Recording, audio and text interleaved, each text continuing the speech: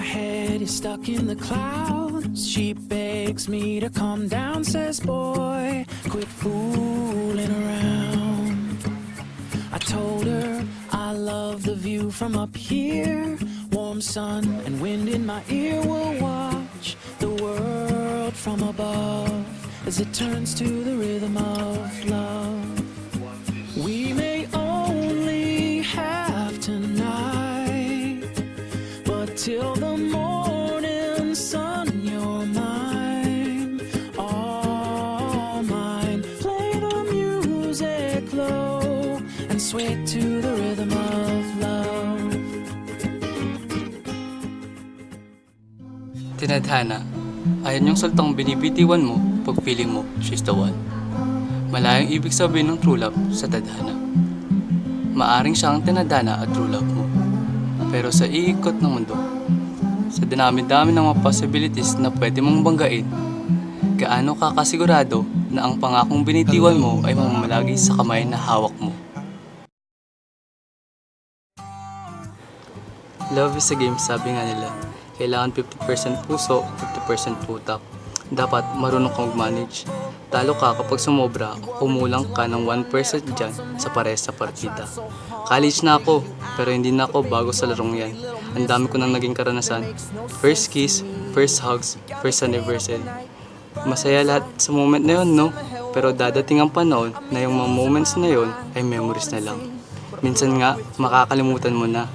Gaano ka-importante ba kasi yun? Standards ba yun ng pagiging sweet ng isang lalaki? Diyos ko, sana makanap naman ako ng partner na hindi maprapaning pag nakalimutan ko ang first times sa relasyon namin.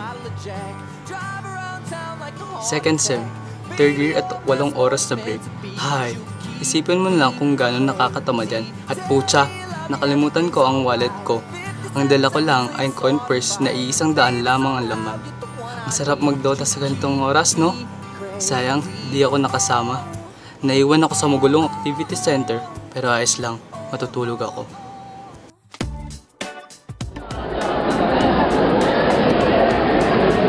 Tangina, di ka ba marunong mag-excuse? Hoy, wala kang karapatang murahin ako. Sino ka ba? Nag-excuse ako? Ilaan mo kayang tuktok sa earphones mo. Siya si Faith, accountancy ang course. Sekretary ng SSC at campus crush dito sa university namin. Sa ganitong paraan nagsimula ang lahat. Sa sigawan. Faith Concepcion.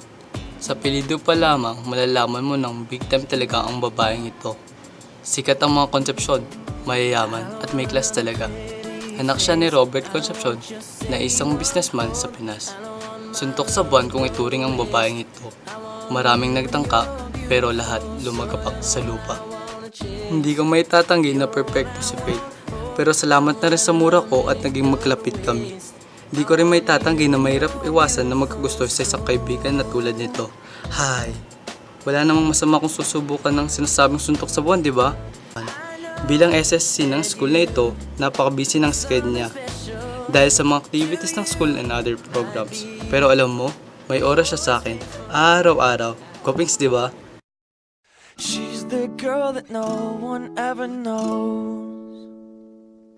And I say hi, but she's too shy to say hello.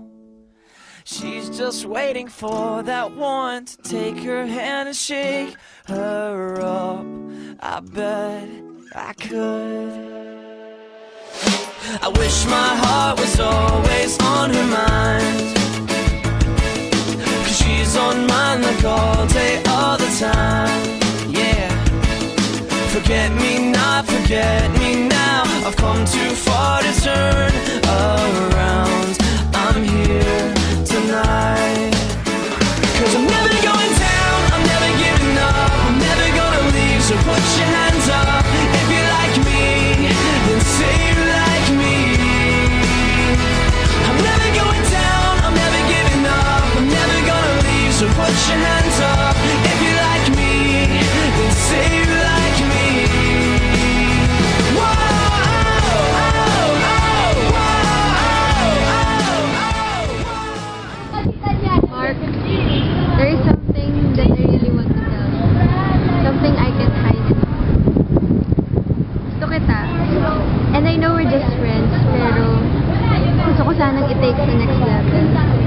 it's okay with you. Wait, I also feel the same towards you. I love you. I love you too, Mark. Ang pogi ng kuya mo. Shit.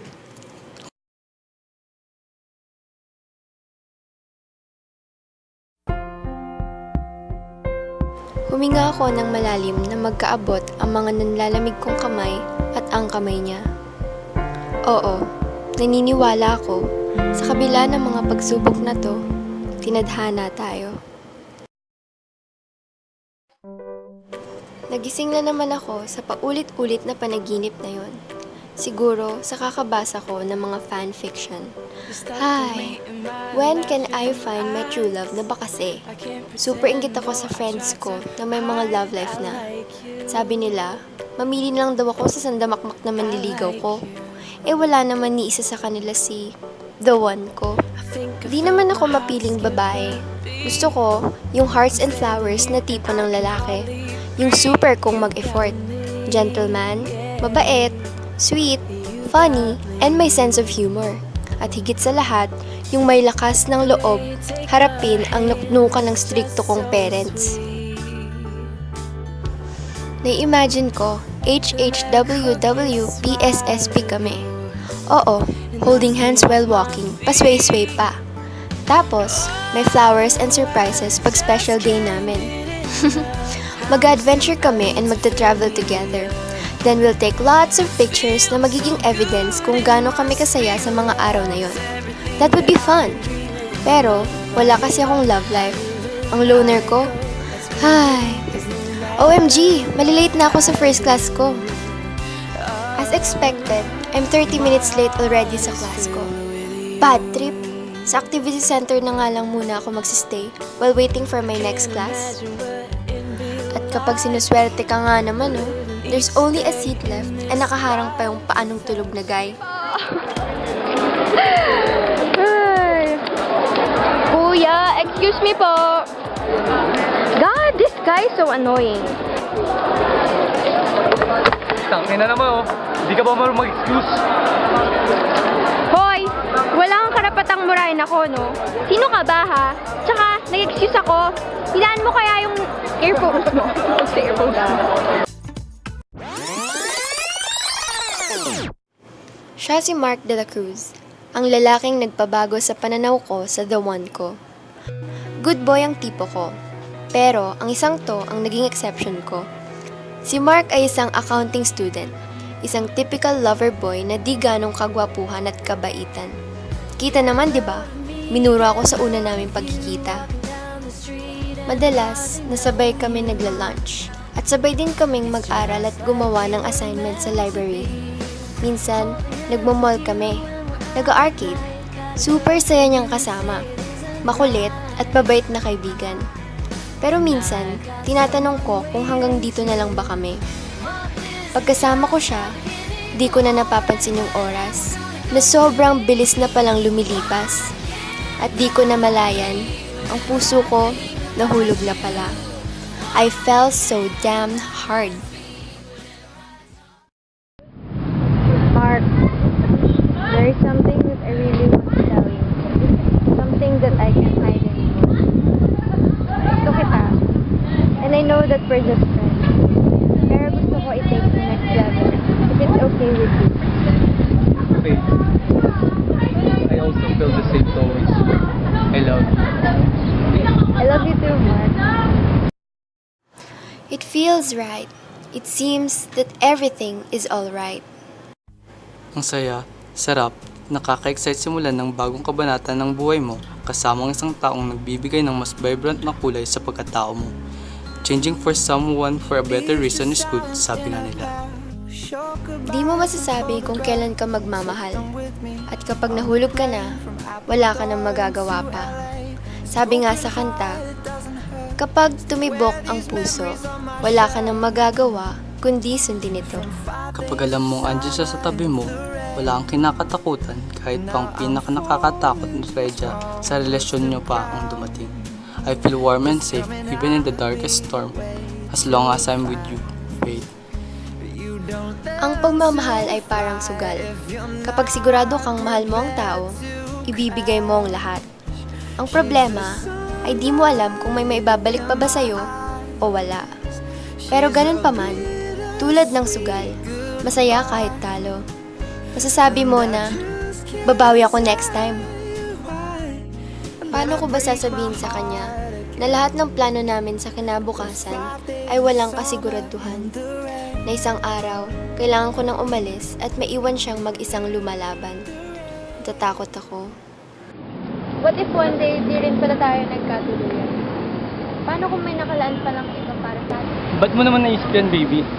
Anong ibig sabihin mo hindi tayo magkakatuluyan? May problema ba? Binabanggit kasi si Dad na hindi rin naman daw ako yung pipili ng lalaking pakakasalan ko. Na kailangan namin ingatan yung business namin. Yung apelido, Concepcion.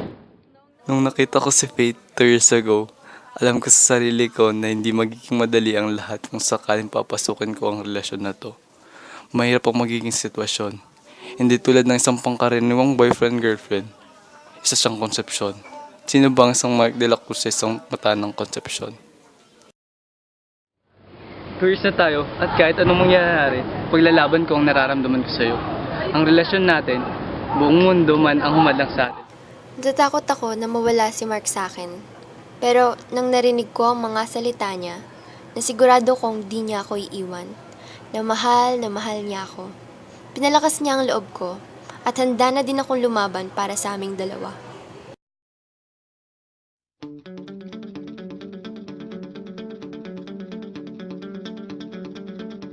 Patuloy lumalaban sa paraang na-immune na kami sa sitwasyon na ganito. Mahal ko siya pero hindi ko alam kung saan patutungo. Graduate na kami lahat-lahat pero ito, nagtatago, umiiwas sa mga mata ng marami. Hanggang saan nga ba kami? Sumunod sa ikot ng mundo, makisabay sa bawat galaw ng tao. Yan na ang kinasanayan namin. Nakakasawa, pero kailangan manindigan sa mga salitang binitawan. Sa relasyon na to, walang labis, walang kulang. Pero hindi ko alam kung saan patutungo. Madaya kong ituloy ang laro na ito. Pero bakit sa dinami-dami ng tao sa mundo, ako pa ang naging taya sa laro ng buhay na ito. Oo nga eh. Tagal na pala talaga. May gusto kong tanong sa'yo. Ano yun? Masaya ka pa ba? Oo. Siguro. Pwede na. Bakit? Hindi. Ang ibig sabihin ko ay, masaya ka pa ba? Okay lang. Bakit? Tingin ko, kailangan na nating mag-grow. Anong ibig mo sabihin? Ilang taon na tayo ganito, parang walang pagbabago. Ganito na ba lang ba? Anong ibig mo sabihin? Nakakulong tayo sa isang sitwasyon. Hindi ko alam kung hanggang kailan pa. Anong gusto mo mangyari? Mag-grow tayo. Ikaw. Ako. Pero walang tayo.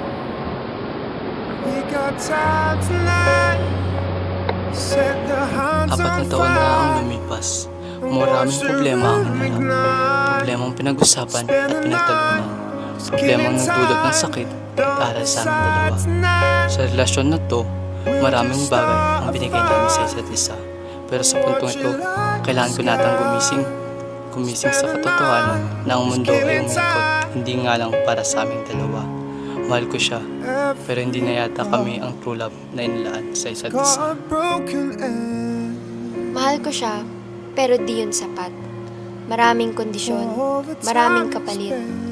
Kaya mas mabuti na lang na wag nang ipilit. Sa loob ng 4 na taon, umikot ang mundo ko sa aming dalawa.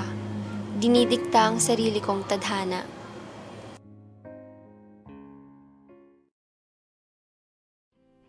Ang pag-move on ay parang laro. Panalo ang mauunang makaalis at magiging masaya sa buhay.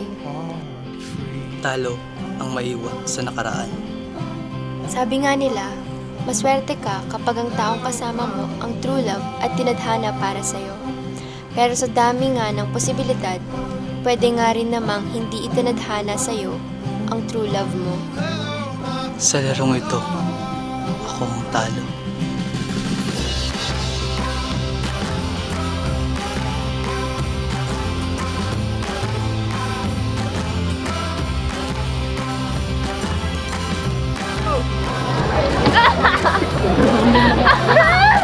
Ano nararamdaman mo?